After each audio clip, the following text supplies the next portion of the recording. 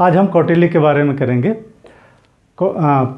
इसमें हम इस लेक्चर में ये देखेंगे, एक तो कौटिल्य का जीवन परिचय देखेंगे और दूसरा कौटिल्य का सप्तांग सिद्धांत करेंगे। कौटिल्य, इनका जन्म हुआ था तक्षशिला में। पिता का नाम इनके चाणक्य था, तो इसलिए इनका नाम चाणक्य भी बाद में पड़ा। इनका बचपन का नाम विष्णुगुप्त था। इसके अलावा ये कौटिल्य वंश से संबंधित थे, तो इसलिए इनका नाम कौटिल्य पड़ा। इसके अलावा भी इनके कई सारे नाम मिलते हैं, जैसे अंशु, अंशुल, अंगुल, अजेय, तो ये सारे नाम इनके मिलते हैं। पिता इनके बहुत विद्वान व्यक्ति थे और ये कहा जाता है कि ये जो मगध का शासक था नंद, तो ये नंद की सेवा में भी थे और नंद के अत्याचारों के खिलाफ इन्होंने आवाज़ उठाई, जिसके कारण इनके घर को जला दिया गया, जिसमें कौटिल्य के माँ बाप की मृत्यु हो गई। बाद में ये चले गए तक्षशिला और तक्षशिला से इन्होंने यहाँ पे अध्ययन कार्य किया इन्होंने, और ये राजनीति शास्त्र और दर्शन शास्त्र में पारंगत थे। यहाँ अध्ययन करने के बाद इन्होंने भी घनानंद जो था मगध का शासक, उसकी दानशाला में कुछ समय के लिए इन्होंने नौकरी की थी। अब जो कहानियाँ मिलती हैं, अलग अलग कहानियाँ मिलती हैं। एक तो ये कहानी मिलती है कि इन्होंने घनानंद को ये राय दी कि उस समय सिकंदर का आक्रमण चल रहा था और यूनानियों ने लगभग उत्तर पश्चिम में आतंक मचा रखा था। तो इन्होंने घनानंद को ये राय दी, ये तक्षशिला से गए और इन्होंने ये कहा कि अगर मगध मिल जाए और मिल के अगर शत्रु का सामना किया जाए विदेशियों का, तो सिकंदर को बाहर निकाला जा सकता है। दूसरा, ये एक अखंड भारत के हिमायती थे। लेकिन घनानंद ने इनकी बात को सुना नहीं और इनको बेइज्जत करके निकाल दिया। और तब इन्होंने प्रण लिया कि ये जब तक मगध का, घनानंद का नाश नहीं कर देंगे तब तक चैन से नहीं बैठेंगे। दूसरी एक कहानी ये मिलती है कि जो मगध का शासक था घनानंद, ये बहुत ही विलासी और अत्याचारी शासक था। तो मगध में अराजकता फैली हुई थी। उसी समय मगध का जो एक मंत्री था सक्टार, तो सक्टार घनानंद से ये भी नाराज़ था। तो सक्टार एक बार जा रहा था, तो इसने देखा कि एक व्यक्ति कुश की जड़ों में को खोदकर उसमें मट्ठा डाल रहा है। कुसा, ये पहले छप्पर बनाया जाता था कुसा से, तो ये बहुत नुकीला होता है घास की तरह, तो ये चुभ भी जाता है, अगर इस पर पैर पड़े तो वो पूरा कस के धंस जाता है। तो सक्टार जब जा रहे थे, उन्होंने देखा कि कोई व्यक्ति इस तरीके का काम कर रहा है, तो वो गए और पूछा उस व्यक्ति से कि ये क्या कर रहे हैं महाराज। तो यही थे कौटिल्य। तो कौटिल्य ने ये कहा कि ये कुसा, ये मेरे पैरों में धंस गया था और जब तक इसका जड़ से नाश नहीं कर दूंगा तब तक चैन से नहीं बैठूंगा। तो सक्टार को ये लगा कि ये सही आदमी है घनानंद से मुकाबला करने के लिए। तो सक्टार ने इनको आमंत्रित किया। उसी समय एक यज्ञशाला का आयोजन हुआ था घनानंद के यहाँ। सक्टार ने ये कहा कि महाराज, आप जो हैं, आप बहुत विद्वान व्यक्ति हैं और जो मुख्य पुरोहित का आसन है उस पर बैठने लायक आप ही हैं, तो आप यज्ञशाला में हमारे यहाँ पधारिए। अब जब चाणक्य पहुँचे यहाँ यज्ञशाला में और ये मुख्य पुरोहित के आसन पर बैठ गए, जब घनानंद उधर से आया तो घनानंद ने देखा कि बिना आमंत्रण के ये कौन व्यक्ति बैठा हुआ है। तो घनानंद ने इनको हटने के लिए कहा मुख्य पुरोहित के आसन से, लेकिन ये हटे नहीं। और इसके बाद फिर घनानंद ने ये कहा कि इसकी चुटिया पकड़ के इसको बाहर निकाल दिया जाए, जिससे कि चाणक्य बहुत नाराज़ हुए और इन्होंने अपनी चुटिया खोल दी और ये प्रण लिया कि जब तक ये मगध का नाश नहीं कर लेंगे तब तक चुटिया को नहीं बांधेंगे। इसके बाद यहाँ से ये बेइज्जत होके ये यहाँ से चले और इसके बाद ये किस तरीके से घनानंद के खिलाफ सेना बनाई जाए या घनानंद का किस तरीके से घनानंद को पद से हटाया जाए उसके, इसका प्रयास करने लगे। तो एक बार ये जा रहे थे, तभी एक जंगल में इन्होंने एक लड़के को देखा और वही था चंद्रगुप्त मौर्य। तो चंद्रगुप्त मौर्य को इन्होंने अपने साथ लिया और चंद्रगुप्त मौर्य को, अब चंद्रगुप्त मौर्य के बारे में एक तो ये कहा जाता है कि घनानंद की ही एक दासी थी मुरा, तो मुरा का ही लड़का था चंद्रगुप्त मौर्य। लेकिन जो जैन ग्रंथ हैं, जैन ग्रंथों में ये कहा गया है कि चंद्रगुप्त मौर्य एक मोर पालने वाली क्षत्रिय जाति थी, तो उसी की मुखिया की पुत्री का पुत्र था। और चाणक्य ने चंद्रगुप्त को खरीदा था, तो ये लेके गए चंद्रगुप्त को तक्षशिला, वहाँ शिक्षा दीक्षा हुई चंद्रगुप्त मौर्य की।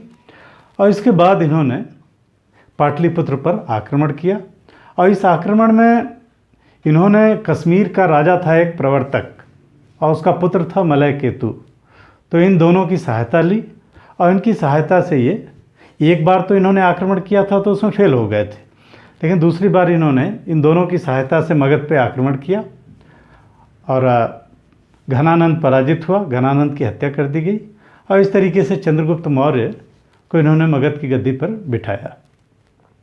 अब चाणक्य जो हैं, चाणक्य ही ये प्रधानमंत्री बने चंद्रगुप्त मौर्य के।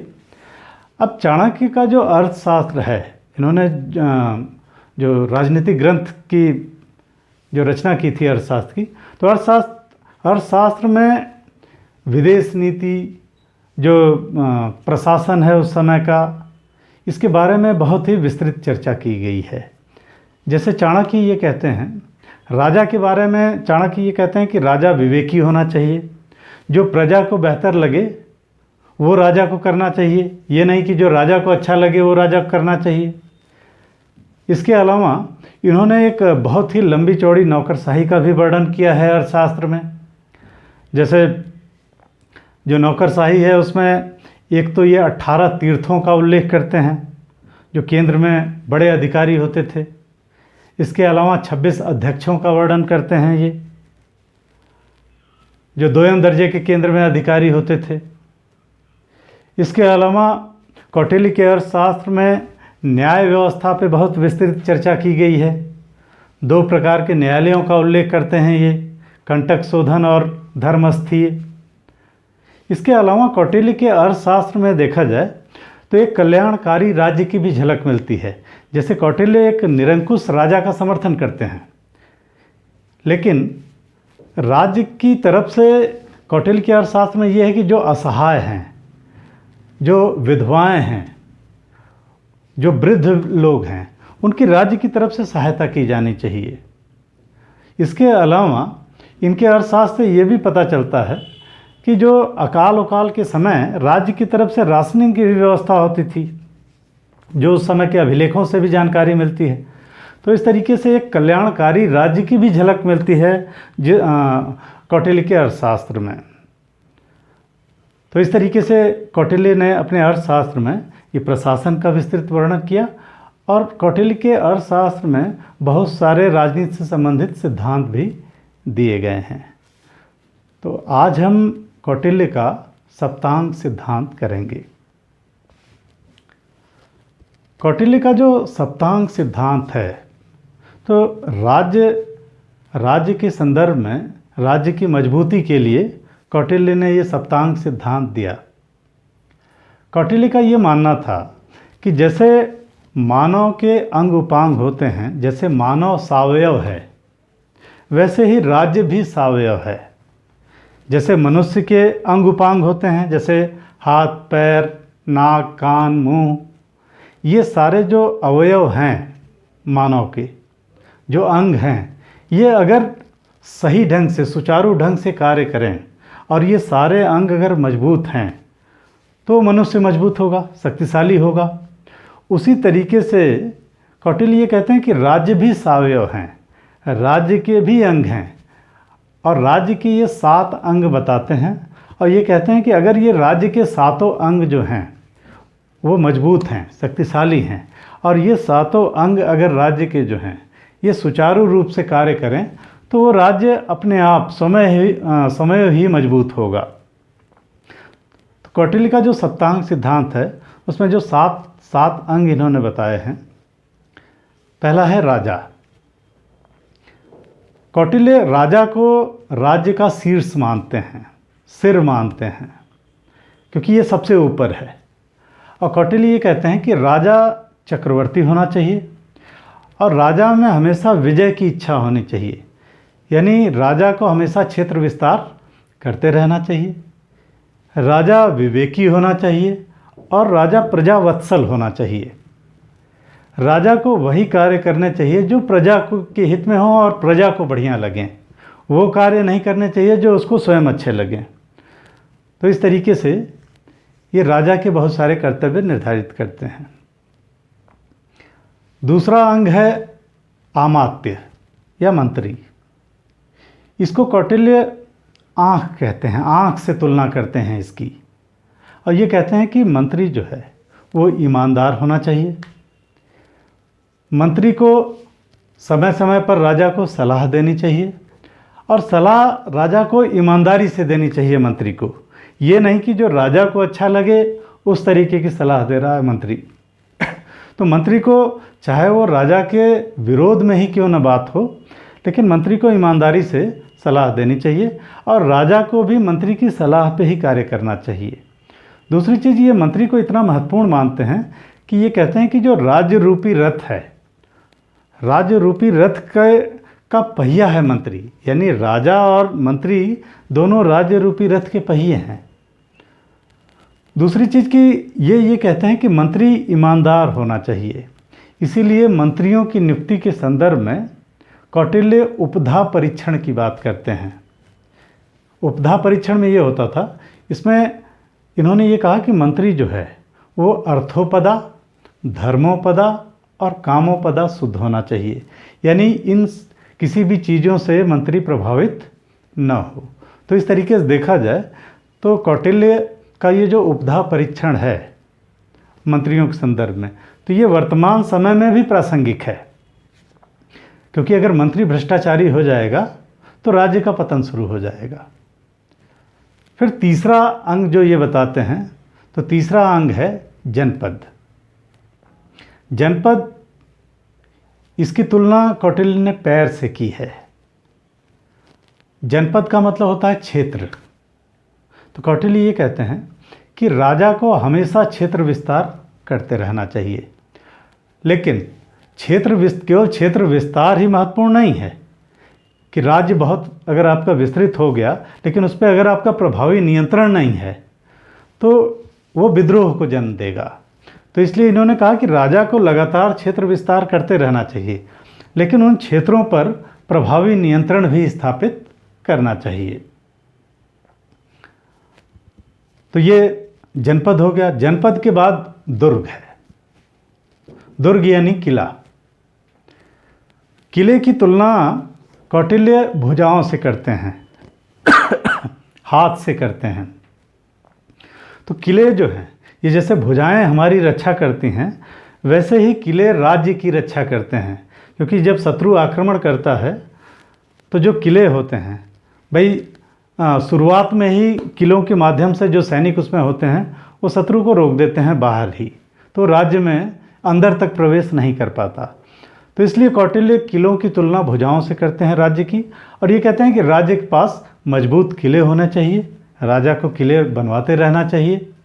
और 4 प्रकार के किलों का इन्होंने उल्लेख किया है। जैसे एक औदक दुर्ग है। औदक दुर्ग यानी जल दुर्ग, जो पानी से घिरा हुआ हो, जैसे पाटलिपुत्र को कहा गया है जल दुर्ग। इसके अलावा धनवन दुर्ग, जो मरुस्थली दुर्ग होते थे। इसके अतिरिक्त पहाड़ी दुर्ग और वन दुर्ग। तो इस तरीके से ये 4 दुर्गों की बात करते हैं और इनकी भुजाओं से तुलना करते हैं। तो ये है दुर्ग। दुर्ग के बाद कोस। तो अगला जो अंग है वो है कोस। कोस की तुलना कौटिल्य ने मुख से की है, और कौटिल्य ने ये कहा है कि राज्य का कोस बहुत मजबूत होना चाहिए और राजा को लगातार प्रयास करना चाहिए कि राज्य का कोस बढ़ता रहे। क्योंकि कोई भी राज्य वर्तमान समय में भी देखा जाए तो जिस राज्य के पास जितना ज़्यादा कोस होता है, जितना ज़्यादा पैसा होगा, वो राज्य उतना ज़्यादा हथियार खरीद सकता है, उतना ज़्यादा वो राज्य सेना रख सकता है, तो उस राज्य की अपने आप सुरक्षा होगी, वो राज्य ताकतवर होगा। तो इसलिए कौटिल्य कोष पे बहुत ज़्यादा जोर देते हैं। अगला जो अंग बताते हैं वो है सेना या दंड। सेना, कौटिल्य ये कहते हैं कि सेना बड़ी होनी चाहिए और शक्तिशाली होनी चाहिए। तो राजा को एक बड़ी और शक्तिशाली सेना रखनी चाहिए, क्योंकि राज्य की सुरक्षा का भार जो है वो पूरी तरीके से सेना पर ही निर्भर है। सेना को की तुलना मस्तिष्क से करते हैं कौटिल्य। तो इसको मस्तिष्क के रूप में बताते हैं सेना को, और ये कहते हैं चतुरंगिणी सेना पे जोर देते हैं कौटिल्य, यानी अश्व, गज, रथ और पैदल सेना।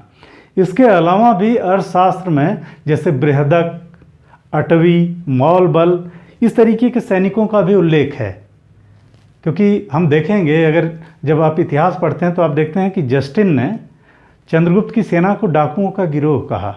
यानी कौटिल्य ये चतुरंगिणी सेना के अलावा भी जो वॉलेंट्री सैनिक होते थे, डाकू होते थे, जो लुटेरे होते थे, लूटपाट करने वाली जनजातियां होती थी, उनको भी सेना में शामिल करने की बात करते हैं ताकि सेना की शक्ति बढ़ जाए।